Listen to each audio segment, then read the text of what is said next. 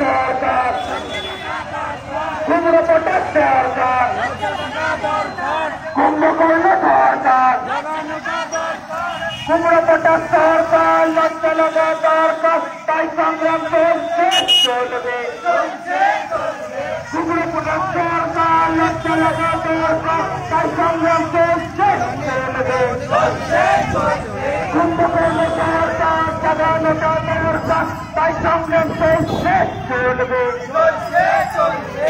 আমাদের প্রতিরোধ আমাদের সংগ্রাম দাবি দাবি এক দফা এক দফা এক দাবি এক 50,000 শূন্য পদে নোটিশ হোক নিয়োগ হোক সরকার আমার দাবি তোমার দাবি শূন্য পদ চাই চাই তাই সংগ্রাম চলবে দাবি এক দফা এক দাবি এক আমাদের প্রতিরোধ আমাদের সংগ্রাম আমার দাবি তোমার দাবি তোমার দাবি ন্যায্য ভাই তাই সংগ্রাম চলবে সরকার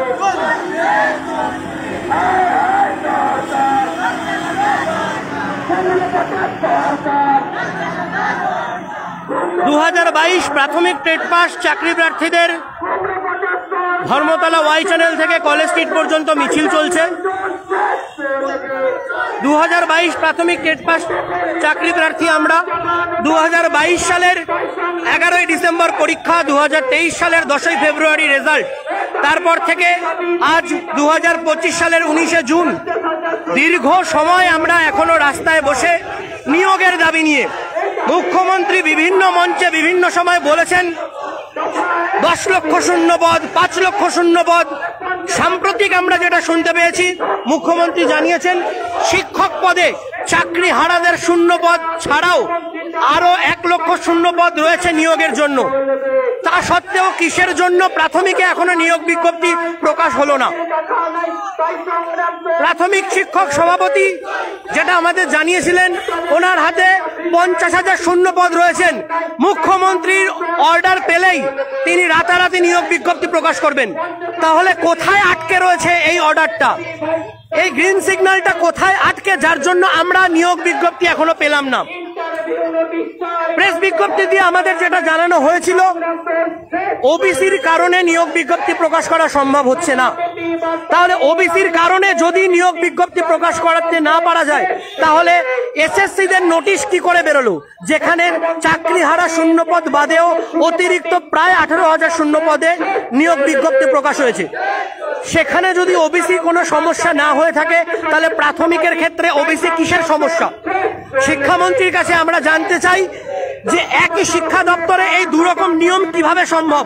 যেখানে এসএসসির জন্য নিয়োগ বিজ্ঞপ্তি প্রকাশ হচ্ছে, সেখানে প্রাথমিকের জন্য নিয়োগ বিজ্ঞপ্তি প্রকাশ কোথায় আটকে রাখা হয়েছে?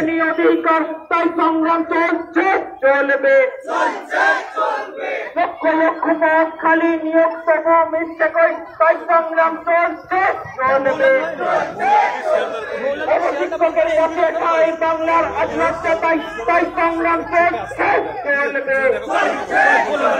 5 বছর পর হয়ে যেতে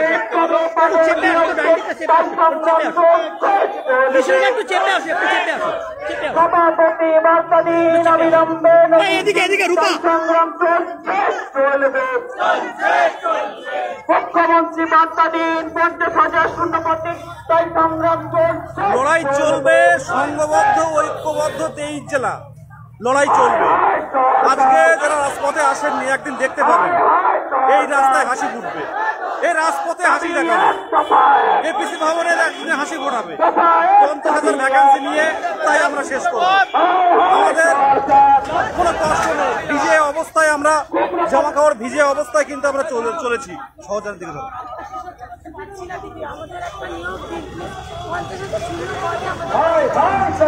দক্ষিণ 24 পরগনা শহর যান, তার যে প্রতিকূলতা রয়েছে, এই প্রতিকূলতা কাটিয়েও সে আজকে রাস্তায় নিজের অধিকারের জন্য, নিজের নিয়োগের দাবি নিয়ে রাস্তায় নেমেছে। মুখ্যমন্ত্রীর কাছে প্রশ্ন, আর কতদিন চাকরি প্রার্থীদেরকে রাস্তায় বসে থাকতে হবে? মুখ্যমন্ত্রীর কাছে আমার বড়জোর প্লিজ দিদি, আমরা এই রাস্তায় আর রাস্তায় বসে থাকতে পারছি না, আমাদের বিদ্যালয়ে যাওয়ার সুযোগ করে দিন, 50,000 শূন্য পদে আমাদের চাকরিটা দিন প্লিজ দিদি। আপনাকে একটু দয়া হয় না? আমরা তো বিশেষভাবে সক্ষম, আমরা তো স্বচ্ছভাবে পাস করেছি, আমাদের নিয়োগ দিন প্লিজ দিদি, আমাদের নিয়োগ দিন। খুব দারিদ্রের মধ্যে দিয়ে আমাদের দিন কাটছে, প্লিজ দিদি আমাদের নিয়োগ দিন। উত্তরবঙ্গ থেকে আদিত্য তার শারীরিক সমস্ত প্রতিবন্ধকতা কাটিয়ে প্রতিবার আন্দোলনে চলে আসে। আদিত্য কিছু বলো। প্রতিবন্ধী আমরা নই, প্রতিবন্ধী জোর করে সরকার বানিয়ে রেখেছে আমাদের। একদম একদম আমরা কিন্তু প্রতিবন্ধী নই, আমরা সাধারণ মানুষ হিসেবে প্রতিযোগিতায় টেট পাস করেছি। এখন আমাদের দাবি একটাই, ওবিসি মিথ্যা ললিপপ বাদ দিয়ে এসএসসির মতো এসএসসি যেভাবে নিয়োগ নোটিফিকেশন বের করেছেন আপনি, এক রাজ্যে দুইটা আইন হতে পারে না, এক রাজ্যে একটাই আইন হবে। আমরা চাই প্রাথমিক সেইভাবে নিয়োগ নোটিফিকেশন বের হোক। একদম আদিত্য যে কথাটা বললো একদম সত্যি কথা। আমাদের রাজ্য সরকার রাজ্যটাকে প্রতিবন্ধী বানিয়ে রেখে দিয়েছে। এই প্রতিবন্ধকতা কাটিয়ে রাজ্যের নিয়োগ বিজ্ঞপ্তি প্রকাশের দাবিতেই আমাদের এই লড়াই।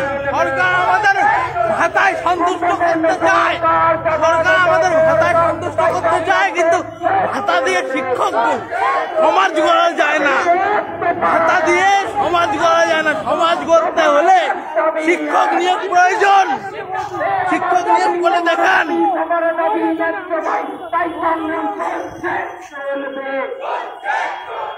50,000 শূন্য পদে নোটিশ নিয়োগ হোক। শিক্ষামন্ত্রী, মুখ্যমন্ত্রী, পর্ষদ সভাপতির মিথ্যে ললিপপ, আজকে সেই মিথ্যে ললিপপ ঝুলিয়ে আমাদের রাস্তায় প্রতিবাদ মিছিল।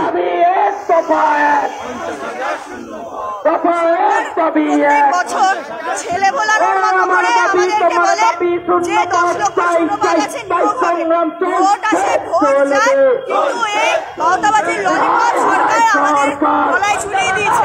দাবি একটাই, আমাদের চেয়ারম্যান, আমাদের পর্ষদ সভাপতি যেটা বলেছিলেন যে 1 লক্ষ প্রাইমারিতে শূন্যপদ আছে, তার মধ্যে 50,000 তোমাদেরকে দিতে হবে। আমাদের দাবি এক, এই 50,000 শূন্যপদ দিয়ে আমাদের বিদ্যালয়ে যাওয়ার ব্যবস্থা করা হোক। এই মিথ্যেবাদী মিথ্যেবাজের ললিপপ আমাদের চলছে, আমাদের পেট চলছে না, আমাদের ইন্টারভিউ নোটিফিকেশন দিয়ে আমাদের দ্রুত বিদ্যালয়ে যাওয়ার ব্যবস্থা করা হোক। 50,000 শূন্য পদে নোটিশ নিয়োগ হোক।